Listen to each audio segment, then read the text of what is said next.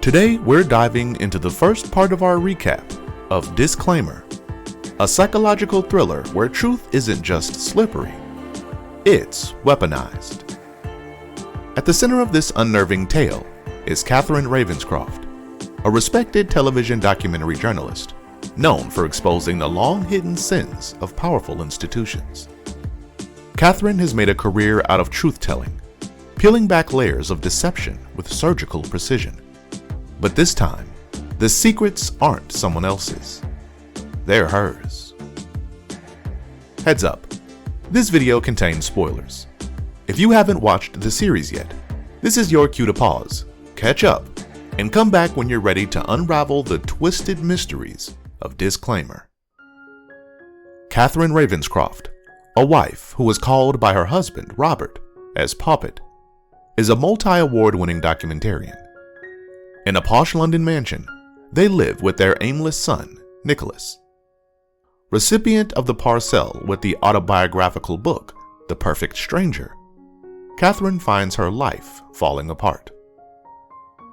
Any resemblance to persons living or dead is not a coincidence, adds the disclaimer at the front, and is devoted to my son, Jonathan. As she delves into the pages of the book, the protagonist herself becomes apparent, and the author reveals the truth that she has concealed from the Poppet monster for the last 2 decades. Even though they don't know who inspired it, Robert and Nicholas are repulsed by the book's female heroine when they get it. After the passing of his wife, Nancy, 9 years ago, and their son Jonathan, who was 19 years old, Stephen Brigstocke has been living alone for a long time. Now that Stephen has lost his temper with one of the devious entitled brats he was teaching, he is forced to retire. As he is going through his wife's possessions, he comes across some photos from his son's last vacation and a draft that Nancy wrote but never published, concealed in her drawers. The second timeline divides up the truth, or what seems to be the truth, as viewed via memories seen by an apprehensive Catherine. Always keep form and story in mind. There seems to be a beach disaster, an affair with a beautiful young man named Jonathan, and a vacation to Venice with her kid Nicholas, who is 4 years old. Due to the series' use of flashbacks in many points of view, viewers are never sure whose account of events to believe. Throughout the book, we switch between Robert, Nicholas, and Stephen's point of view in the current day and Nancy's point of view in the past. We discover that The Perfect Stranger was crafted by Nancy. It relies on a number of collected photos that Jonathan had taken of Catherine during their meetings in Italy years ago.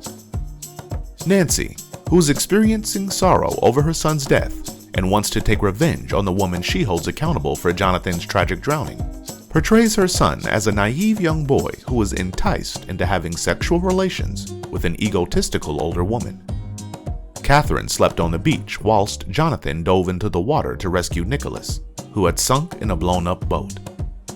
Either Nancy never meant to publish the book, or she passed away from cancer before she had the opportunity. However, Stephen, who is now a widower, finds it concealed in their house and chooses to independently publish it under his own identity in an effort to bring disaster to the life of the lady who destroyed their relationship. Thus, we see the disintegration of Catherine's life. Her professional life falls apart. She is canceled online, and her son Nicholas, with whom she had had a strained connection to begin with, grows to despise her much more once Robert finds out the novel is based on her. Stephen plans each one of these rifts. During their meal, he sees Robert, then goes to Catherine's office to inform her assistant that he is being followed. To further humiliate Nicholas, who is already in a terrible place emotionally, he creates a false Instagram account purporting to be his son. Every time Stephen approaches someone near to Catherine, he steps away, making the explosive hand signal. Viewers are led to accept Stephen's accounts of events in the same way as Robert, Nicholas, and Catherine's co-workers are.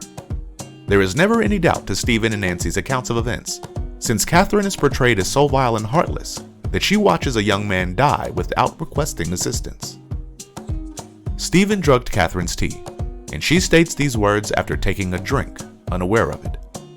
The audience had been kept in the dark about Catherine's story up until this point, but now we are made aware of it. However, filmmaker Kieran, being the maestro that he is, manages to hide the fact that her viewpoint has been left out until her moment of truth comes, revealing a shocking turn of events. That was the recap of the first part of Disclaimer. Thank you so much for watching the video. If you enjoyed my recap, please don't forget to hit like and subscribe to not miss the second part of this recap.